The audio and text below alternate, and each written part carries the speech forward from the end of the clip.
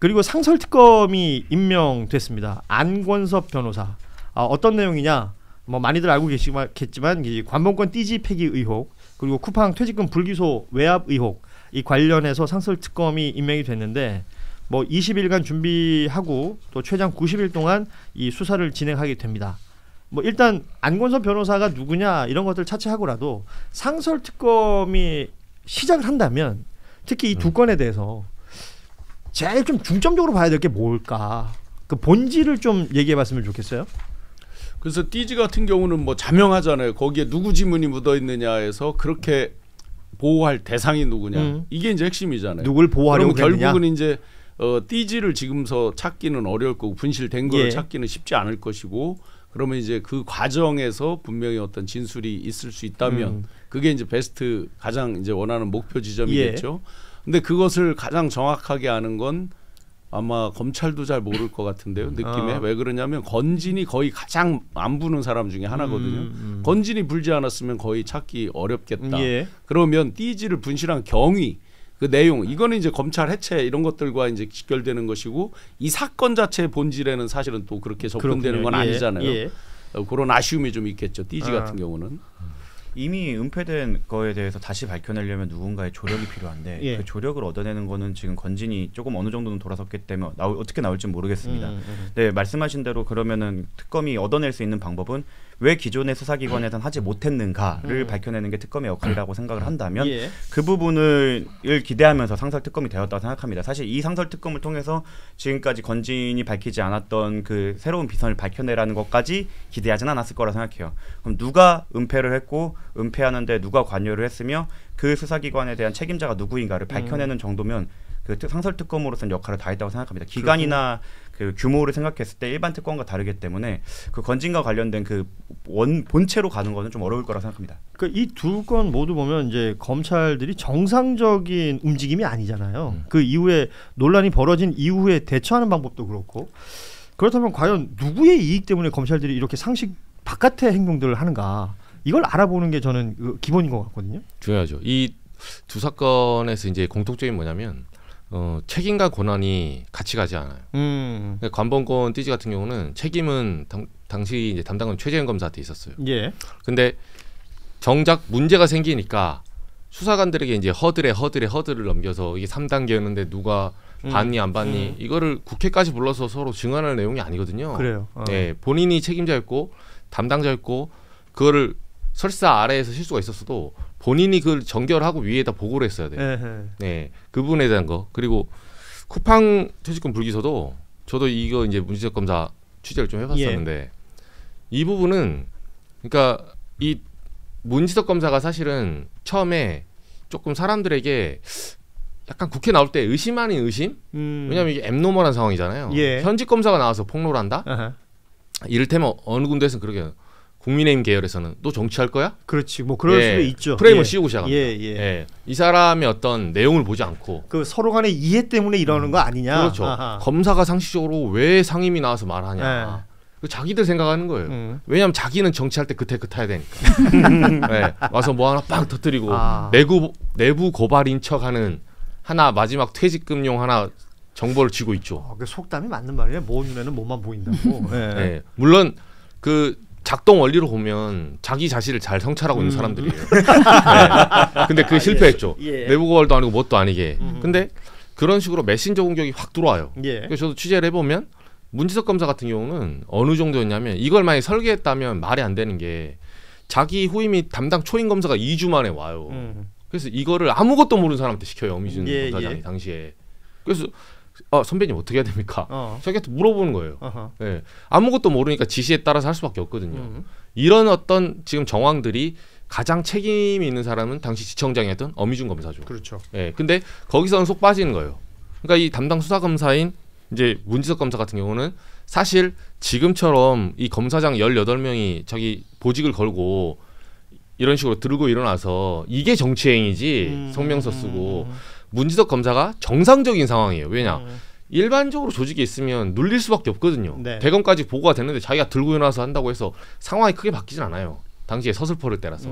그래서 이 사람은 자기 할 수 있는 최선을 다하고 자연스럽게 보도가 된 거거든요. 마찬가지로 띠지 분실 사건도 언론에서 보도가 된 다음에 사건이 조사가 된 거예요. 그렇죠. 네. 그래서 저는 이제 이 두 개가 리크된 어떤 타이밍과 시점, 이 부분과 이 권한과 책임이 동일하지 않다. 이거는 특검에서 이 두 가지는 밝혀줘야 된다. 상설 특검에서. 예. 저는 이 쿠팡 그 퇴직금 미지급 사건, 사실 이 사건이 피해자가 그 일용직 노동자예요. 예. 그 쿠팡에 이거를 이제 뭐 그 어미준 지청장이 그 기소하지 못하도록 눌렀다라는 건데 도대체 왜? 도대체 이게 이 불기소 압력을 행사한 도대체 이 사유와 배경이 무엇인가? 저는 네. 그게 정말 궁금해요. 그래서 그들 많이 하잖아요. 예를 들어서 이제 쿠팡이 그 돈 아끼려고 그런 거라면 쿠팡이 뭐 변호사한테 준 돈보다 그게 더 싸게 맥히지 않겠느냐? 뭐 이런 얘기까지 나왔던 상황 아닙니까? 맞아요. 예. 그러니까 이게 보통 검찰의 힘은 그 사건을 덮는 데서 나온다고 하잖아요. 그러니까 가장 전형적인 사건인 그렇군요. 것 같고 그 부분에 대해서는 좀 그 배경과 이유까지 좀 명확하게 좀 밝혀져야 될 거라고 봅니다. 이 건으로 누가 이익을 어떻게 받느냐 이걸 따지는 것이 중요할 것으로 보입니다.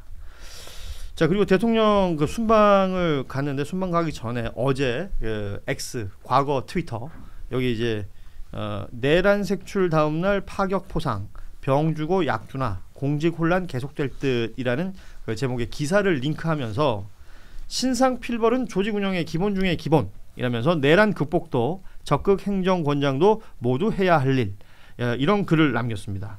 그 지금 나오는 뭐 여러 이야기들, 그러니까 헌법 존중, 정부 혁신, TF, 그러니까 12.3 비상계엄 또 이 내란 사태 가담 여부를 공직자들 상대로 조사하는 이 내용에 대해서 뭐 공무원 조직이 술렁거린다 이런 여론들이 있다라는 부분에 대한 의식이 아닐까 평가를 하고 있습니다. 뭐 아시다시피 야당인 국민의힘은 지금 이런 행태는 공산국가의 행태다 이렇게 또 비판을 하고 있는데 대통령의 뭐 의중이나 의지는 충분히 피력이 된 것 같아요. 그러면 공산국가라고 주장하는 국민의힘의 논리는 뭘까? 저는 이게 잘 이해가 안 돼요. 그러니까요. 당원 게시판에 글 쓴 거 갖다가 그거 조사해갖고 징계하겠다고 나서는 거는 공산국가가 아닌가요? 이런 거는 인사의 기본이죠. 신상필벌은 잘한 사람한테는 상을 주고 못한 사람한테 벌을 주는 건 당연히 기본이고, 그리고 이게 어떻게 보면 부작용이 없을 수는 없습니다. 그래서 부작용을 최소화하기 위해 짧은 기간 그리고 각 부서에 맞게 자체적으로 한다는 것도 어떻게 보면 저는 많이 물러난 거 아니라고 생각을 해요. 예. 사실 이게 그냥 일반적인 정치 행위에 감요했다 정도가 아니라 이건 내란 가담이지 않습니까? 내란 옹호나 내란 가담이기 때문에 사실 더 하시하게 나갈 수도 있었음에도 불구하고 전국 안정이나 그 업무의 연속성 안정을 위해서 짧은 기간 딱 설 전에, 그러니까 인사 이동 전에 이걸 한번 마무리 매조짓고 가겠다라는 점이고, 어떻게 보면 그 이후에 밝혀지거나 이런 거에 대해서는 조금 어느 정도는 묻고 넘어가겠다는 취지도 저는 어느 정도 있을 것 같아요. 그거는 어떻게 보면 타협점이라고 생각을 하는데 이거 갖다까지 뭐라고 하는 건 그냥 예비 피의자들의 발끈이라고밖에 볼 수 없다고 생각합니다. 예비 피의자들의 발끈. 예. 근데 이게 그 범위, 그러니까 당연히 그 내란에 가담하고 동조한 사람들에 대한 책임은 당연히 물어야 되고요. 네. 또 사실 특검에 가기엔 좀 애매한 부분들이 그렇죠. 있어요. 예. 이제 그런 것들을 각 부처에서 이제 좀 보고 그거에 맞는 이제 조처를 취해야 된다라는 건 뭐 당연한 건데, 그러니까 뭐 예를 들자면 뭐 유병호 전 감사원 사무총장 예. 같은 경우에는 그 타이거파 있잖아요. 예. 그 인맥들이 아직도 감사원에서 그렇죠. 주요하게 활동을 하고 유병호 있고. 본인이 현재 감사위원으로 그렇죠. 있으니까요. 예. 그러니까 그런 부분들을 아직 우리가 뻔히 알면서도 어떻게 할 수 없는 부분들이 분명히 있단 말이에요. 이제 그런 것들은 그런 이제 뭐 TF 같은 것들을 통해서 뭐 여러 가지를 좀 훑어볼 수 있다고 생각합니다. 이게 지금 보면 본인 동의가 있는 경우라는 전제가 달립니다. 1, 2, 3, 4. With vision of my future, invest of my passion. No doubt your move, your fate, your choice, your stage. Let's go. Vision, future, hope, passion. Bring the beat.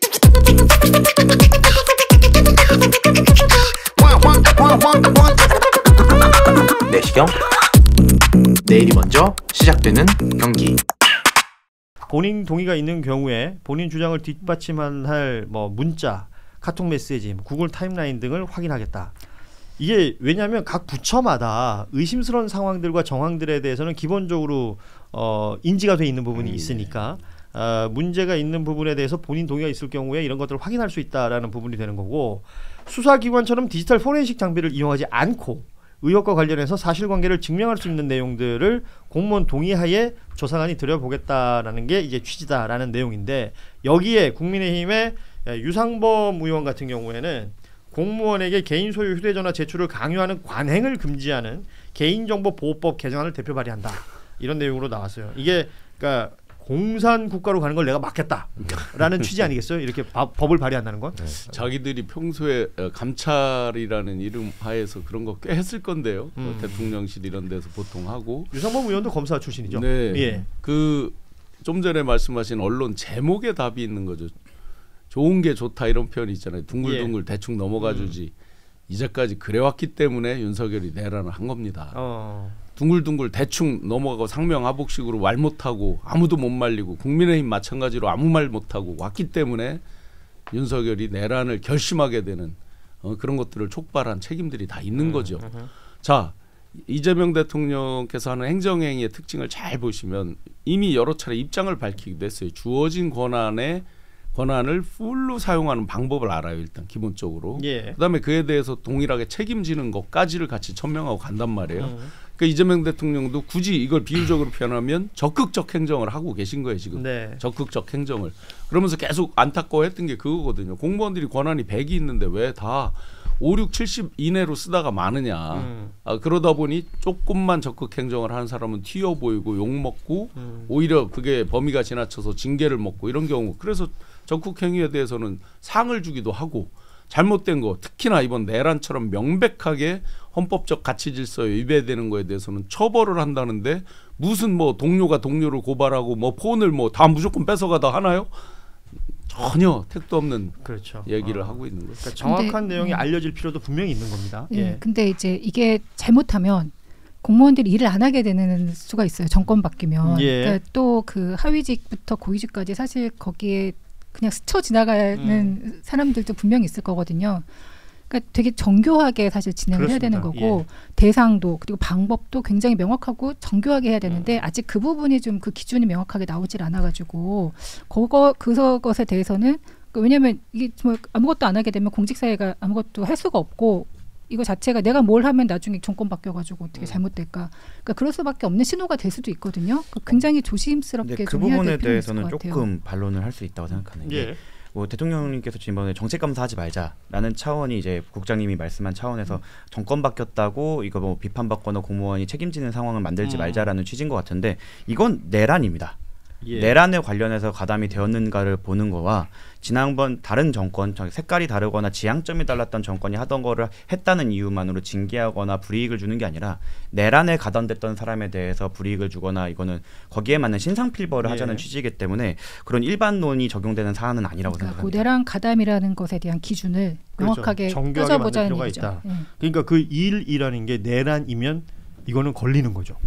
나는 일했어요라고 주장하는 사람은 있을 수 있겠지. 위에서 시키니까 했어요라고 주장하는 사람은 있겠지만 그게 내란임을 뻔히 알며 헌법적 가치를 훼손하는 일임을 뻔히 알면서도 만약에 했다면 그리고 그런 것들을 뭐 메시지나 이런 걸 주고받으면서 충분히 인지한 정황이 보인다면 여기에 대한 어떤 제재는 가할 수 있다. 그래서 지금 정교함을 얘기하신 것 같아요. 예. 그리고 사실 이거는 나중에 소송전으로 많이 갈 가능성이 매우 높습니다. 각자의 또 이익과 개인의 행복 이런 것들이 또 다 연결될 수 있는 거니까. 저는 이제 그 하나만 덧붙이면 취재를 좀 해보면 이게 이제 시간과 범위적 측면에서 조금 차이점은 있어요. 문재인 정부 때 적폐청산을 한번 경험해봤잖아요. 결과적으로 그게 별로 성공적이진 않았거든요. 그러니까 정치 보복으로 비춰지기도 하고. 근데 이게 한시적이에요. 지금 내년에 선거를 앞두고 있기도 하지만 내년 초에 끝납니다. 딱 한시적이고 두 번째는 아까 체육장님 말씀하신 감사원 내부에도 그 일이 현재 진행형인데 그렇죠. 예, 그러니까 내란 당시에 내란에 동조할 수 있는 그러니까 동조해서 실제로 효과가 많이 파생되는 그러니까 외교부, 검찰, 군, 경찰, 감사원 이런 쪽에 좀 많이 포진이 돼 있어요 지금. 사실 이쪽에서 제보가 많이 들어오거든요. 그래서 유병호파 같은 경우도 이번에 이제 최재 감사원장 퇴임했잖아요. 퇴임한 거 얘기 들어보니까 안에서 그 과거에 그 21g 관련돼서 오히려 그 내부에서 제보하거나 항의했던 사람들 있잖아요. 최재와 유병호 체제에서 이건 아니다. 이거는 그 갑자기 내란 이후에 1월달에 조은석 감사위원이 대행으로 있을 때만 해도 유병호가 자기 일파 조정해서 문서 다 찍어 누르는 거예요. 그때 원래 프로세스대로 이걸 살려주고 문서를 보호하려고 했던 사람도 있죠. 그 사람들 경고 맞았어요 지금. 그것도 안 풀어주고 있습니다. 심지어 금요일날 매불쇼에서 뭐 실명으로 온 제보를 실명으로 말씀 못 드리고 21g 조달 과정에서부터 이미 거기가 자격 없는 걸 알고도 서류를 그냥 허위처럼 만들고 나중에 또 그게 발각이 되고도 이제 감사받을 때 자기들 불리한 항목을 빼고 하는 것들을 아주 자세하게 제보를 받아서 그 뭐 실명으로 말씀드릴 수 없어서 러프하게만 말씀드렸었는데 이렇게 굉장히 이건 내란과 직결되는 거예요. 결국에는 보면 이런 것들이 이런 행위들이 뭉쳐서 이들이 아나무인이 됐고 겁 없이 뭐를 저지르게 되는 다 계기가 된 거잖아요. 궁극적으로 보면 이런 제보들이 많이 와요. 이런 통로를 열어놓으니까 굉장히 많이 와요. 저한테까지 오는 저기에서는 국회라든지 또는 이거 직접적으로 TF에는 얼마나 많이 오겠어요. 그래서 그대로 다 전달드리고 명확하게 할 건 해야 된다고 생각을 합니다. 그리고 이게 다른 사안이면 모르겠는데 내란이 생각보다 빠르게 진압이 되었고 하다 보니까 사실 기간도 짧아요. 그래서 그 기간에 어떻게 동조했냐, 그래서 사후 처리 어떻게 동조되었느냐만 보면 되기 때문에 다른 일반적 사안에 비해서는 나름 선을 긋기가 가장 명확한 사안이 아닐까 생각합니다. 정리하면 이렇게 되겠군요. 이제 집중적으로 이제 짧은 시간 안에 지금 뭐 얘기하기를 설 전에 인사 조치까지 마무리한다 그랬으니까 짧은 시간 안에 뭐 정교하지만 집중적으로 들여다볼 필요가 있고 그것이 뭐랄까요 이제 좀 잡음이나 부작용을 줄일 수 있는 최소한의 방법이다. 뭐 이렇게 우리는 생각하면 될 것 같습니다. 오죽하면 이제 사실은 이렇게 됐는가를 봐야 될 것 같습니다. 대통령님 바뀌고 위에 이제 장차관 바뀌고 했지만 부처 내부에 정말 분칠하고 그냥 싹 가리고 있는 사람들이 너무 많은 거예요. 그들이 또 승진 시즌이 왔단 말이에요. 인사 시즌이. 그대로 분칠한 상태에서 승진하려고 엄청나게 대시를 해요. 그리고 그런 고위 공무원들이 이렇게 얘기할 수도 있어요. 전 시키는 대로만 했다. 내가 공무원인데 따라야 되지 않느냐라고 했을 때 사실 그러지 말라고 본인에게 재량권과 책임을 주는 고위 공무원으로 시켜놓은 겁니다. 뭐 지금 이 TF가 뭐 구급 공무원이 뭐 그 공문서나 생성했네 이걸로 처벌하려고 하는 취지는 전혀 아니잖아요. 결국에는 어느 수준 이상의 고위 공무원일 거고 특히나 말씀하신 거는 뭐 감사원, 국방부 이런 외교부 이렇게 정말로 이제 재량적 판단이나 전문적 판단이 필요한 부분에 대해서 더 집중이 될 걸로 보이는데 그 사람들한테 그렇게 고액 연봉을 주고 신분 보장을 해준 이유는 그러한 비상시국 때 적절하게 판단을 하라. 라는 취지의 권한을 준 겁니다. 근데 그거를 내란에 동조한 데 사용했다. 거기에 대해서는 당연히 후가의 책임을 져야죠. 이제 우리 신용환 위원장께서 그러니까 분칠하고 있다. 그래서 뭐 방송에 보면 그런 거 있잖아요. 이제 뭐 화장해주고 하는 메이크업 쇼 같은 거. 이건 약간 반대가 되겠네요. 이제 클렌징 쇼를 해야 되겠네요. 그렇죠. 닦아내야 되는 그런 시간들을 우리는 좀 봐야 될 것 같고 아까 그 제보를 매불쇼에서 하셨었나요? 그 방송을 제보를 받아서 매불쇼에서 하나를 오픈했죠. 왜 그랬죠? 이건 상설특검이 여기도 있는데 뭐 전전날 받아서 사실은 봉지욱 기자랑 같이 크로스 체크하면서 뭐 요거 양결회를 먼저 제가 출연했어야 돼. 6개 제보 받은 중에 하나만 오픈했습니다. 아직. 알겠어요. 저희도 뭐 기다리고 있을게요. 이러면 곤란하죠. 아무튼 어디면 어떻습니까? 이런 게 널리 알려져가지고 저는 무조건 여기로 갖고 오겠습니다. 아니야, 그 질문하는 기자였어요. 괜찮습니다. 질문하는 기자였어요. 먼저 털고. 예, 자기 방송에서 하라고 정작 본인 방송에서 이미 다 했는데 하시더라고요. 자, 이런 내용들이 널리 알려지는데 어떤 채널이든 저는 상관없을 거라고 생각해요. 뭐 수많은 매체들이 있고 유튜브 채널들이 많지만 이렇게 전파돼서 알려지는 게 전 굉장히 중요하다고 생각합니다. 왜냐하면 덜 알려진 정보 속에서 왜곡이 일어날 때가 많고요. 왜곡이 일어난 걸 바로잡는데 너무 많은 시간과 뭐 하다못해 돈까지도 낭비되는 경우들이 많아요. 에너지 낭비가 너무 심합니다. 널리 알려져가지고 이게 이제 보시는 분들이 자체적으로 정리되는 게 제일 빨라요. 그분들이 일단 정리를 해놓고 나면 뭐 요만큼만 얘기해도 그분들이 알아서 다 확인을 하시거든요. 이거를 조금씩 파편적으로 던져놓은 다음에 그거 가지고 자꾸 바꾸고 다르게 해석하고 이러는 것들 때문에 낭비가 너무 심하다라는 생각이 들어서 저희 뉴스다이브에서는 출연해 주시는 분들이 뭐 다른 채널도 워낙 많이 나가십니다. 나가서 딴소리 하는 건 전 괜찮아요. 여기 와서 그거 다 정리해 주시면 돼요. 내가 사실은 매부쇼에서 이런 얘기를 했는데 여기서도 이런 얘기를 합니다. 그렇게 해야 됩니다. 자